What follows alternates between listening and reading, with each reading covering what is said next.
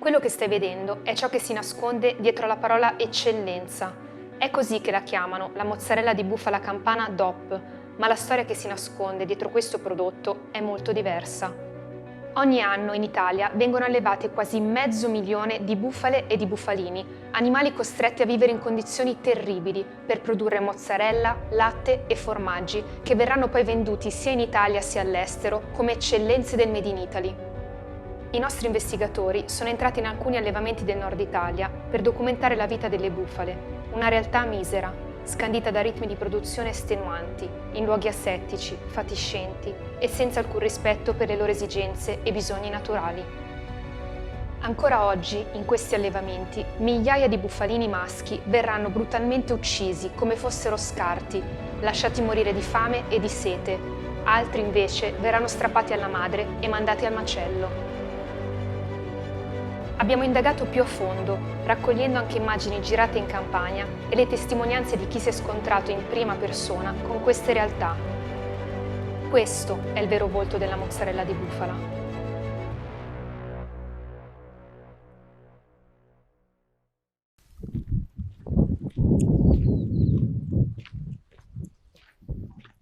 Quando ero parlamentare nella scorsa legislatura, i cittadini mi segnalavano casi di maltrattamento o inquinamento ambientale derivati da questi allevamenti di bufale. Uno dei problemi principali degli allevamenti di bufale è l'uccisione dei bufalini maschi. I bufalini maschi ovviamente non hanno mercato perché allevare un bufalino rispetto ad esempio a un vitello, un bufalino ci mette il doppio del tempo a crescere, quindi costerebbe il doppio mantenerlo. In più, portarlo al macello ha sempre un costo, perché c'è il costo del trasporto e il costo dell'uccisione di questo bufalino. La carne di bufalino non ha nessun tipo di valore economico, quindi l'allevatore dice: io il bufalino maschio piuttosto lo lascio morire, non gli do da mangiare, lo allontano dalla madre, lo tengo fuori dall'allevamento, lo lascio morire di stenti o se arrivano i cani randaggi se lo mangiano, meglio per me. Solo che l'impressione che questa cosa la madre è più forte che la madre. Ho cominciato a indagare gli allevamenti di bufale dopo che ho visto un video su YouTube che mi era capitato casualmente. Siamo andati nel Casertano, che è una provincia molto difficile, e abbiamo deciso di vedere se sui terreni avremmo trovato effettivamente delle carcasse di bufalini. Ci è voluto il tempo di un'ora e subito l'investigatore con cui ero andata mi ha chiamato per dirmi che aveva trovato la carcassa di un bufalino gettata lì. Siamo andati con la telecamera subito a filmare, è arrivato l'allevatore da noi e con fare minaccioso ci ha spiegato che quello è il loro modo di fare, e cioè, visto che il bufalino non rende niente, l'unica cosa che puoi fare con quell'animale è ucciderlo. Quindi delle morti orribili, delle violazioni gravissime della legislazione comunque legata al benessere animale e anche del nostro codice penale, perché è evidente che siamo in un caso di uccisione con crudeltà e senza necessità. Purtroppo però non esiste una legge specifica che tuteli le bufale e i bufalini.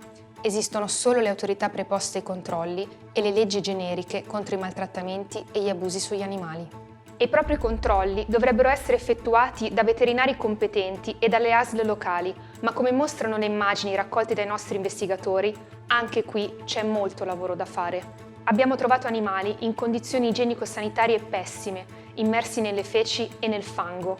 Molte bufale avevano gli zoccoli cresciuti a dismisura a causa delle mancate cure mediche. Si tratta di una forma molto grave di incuria che causa zoppie e ferite agli animali che non riescono a camminare né a muoversi adeguatamente. Le nostre telecamere hanno ripreso anche operatori somministrare farmaci agli animali senza alcuna autorizzazione e senza la supervisione di un veterinario. C'è una grandissima mancanza di controlli da parte delle autorità. Basterebbe andare a verificare il prodotto che arriva nei caseifici. Basterebbe fare i controlli, semplicemente, basterebbe fare come abbiamo fatto noi semplicemente ci siamo fatti un giro per le campagne del Casertano, dietro Casal di Principe, dietro Villa Literno e abbiamo scoperto carcasse di bufalini. Perché noi siamo riusciti a vederli e le autorità no? C'è poco coraggio da parte di questi veterinari AS, e in più c'è la contraddizione del fatto che loro, che sono i controllori, cioè loro controllano questo allevamento, io arrivo lì con le forze dell'ordine e chiedo loro di controllare il loro stesso lavoro o il lavoro di colleghi. Loro non andranno mai in contrapposizione al loro stesso lavoro, al lavoro dei colleghi, perché poi potrebbero subire anche mobbing da parte della stessa azienda sanitaria. Il problema è che questi veterinari vincono un concorso pubblico, poi restano in quel territorio per un sacco di anni e coltivano conoscenze e quindi non c'è una turnazione territoriale. Se ci fosse una turnazione territoriale come ad esempio nei carabinieri, se ogni 5-6 anni questi veterinari cambiassero il loro territorio, forse la situazione potrebbe cambiare, forse.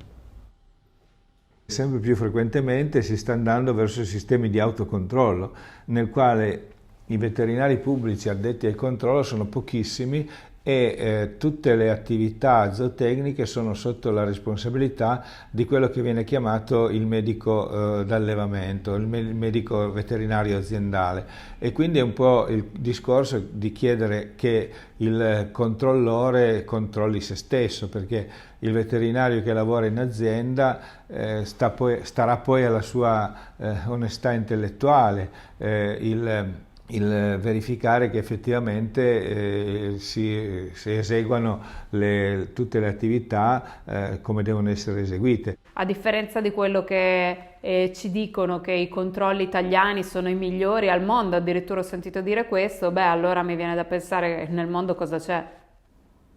È evidente che trattandosi di controlli a campione e purtroppo spesso diciamo che questi allevamenti vengono preallertati dei controlli, tante volte la situazione che viene riscontrata dalle associazioni animaliste durante le loro ispezioni non viene poi riscontrata anche dalle autorità competenti, forse perché si dà anche modo, insomma, di nascondere un po' la polvere sotto al tappeto. Ci vogliono più specializzazioni, non solo in NAS, ci vorrebbe anche una polizia veterinaria specializzata in allevamenti, una polizia veterinaria specializzata in circhi, una in canili. Ci vuole più specializzazione e più persone. Secondo me i fondi ci vuole solo una scelta politica. Ed è una scelta politica importante, anche quella di contrastare un altro degli aspetti più preoccupanti di questi allevamenti, l'impatto che hanno sul nostro ambiente e sul territorio circostante. È un ruscello così, un ruscello di liquami. A livello di leggi è più tutelato l'ambiente più che il benessere degli animali, cioè in alcuni casi il sequestro degli allevamenti c'è stato perché c'erano le vasche di decantazione che non funzionavano o non c'erano assolutamente e i liquami venivano sversati direttamente sul terreno, e questo era illegale, quindi si creava inquinamento ambientale. Il problema degli sversamenti dei liquami è che questi liquami poi vanno a finire nella falda acquifera o vanno a finire direttamente in ruscelli innaturali che si formano e poi vanno a finire in mare, come ho riscontrato io in alcune delle mie ispezioni. E questo è un problema dal punto di vista della salute umana molto grave, perché poi queste sostanze vanno a infiltrarsi nella falda acquifera e quindi vanno a finire anche nell'acqua che poi le persone di quel territorio si bevono. Durante le mie indagini ho partecipato a dei blitz delle forze dell'ordine e diversi allevamenti sono stati messi sotto sequestro perché c'erano gli sversamenti dei liquami nei terreni. Diversi allevamenti non erano proprio in regola con i vasconi dei liquami che devono contenere i liquami delle bufale, e semplicemente venivano sversati sul terreno e poi finivano nelle falde acquifere. Io penso che oggi siamo in un momento storico favorevolissimo. Oggi le persone hanno una consapevolezza ambientale e anche una nuova consapevolezza animalista, per cui vogliono che la loro alimentazione rispetti la loro nuova consapevolezza. Oggi quindi è il momento di fare sapere qual è la vera produzione dei nostri prodotti. Cambiare le proprie abitudini è la cosa più difficile che esista, ma oggi più che mai questo processo sta avvenendo. Impatto ambientale, crudeltà sugli animali e nessun controllo efficace. Quello che abbiamo documentato svela tutti i limiti del tanto decantato sistema italiano, ma noi, come consumatori e come cittadini, possiamo fare molto per mettere fine a tutto questo. Se l'industria non avesse niente da nascondere, potrebbe semplicemente mandare in onda nelle sue numerosissime pubblicità la verità del loro sistema di produzione, quindi portare dentro le telecamere all'interno dei loro allevamenti intensivi e mostrare al consumatore finale come vengono allevati gli animali che producono i loro prodotti. Perché questa cosa non viene fatta? Perché noi vediamo galline sull'erba, maiali grufolare o vacche pascolare? Perché questa è l'immagine che si vuole dare al consumatore, ma è un'immagine totalmente falsa, perché oggi oltre il 90% dei prodotti di origine animale che viene venduto qui in Italia da noi viene prodotto all'interno di allevamenti intensivi.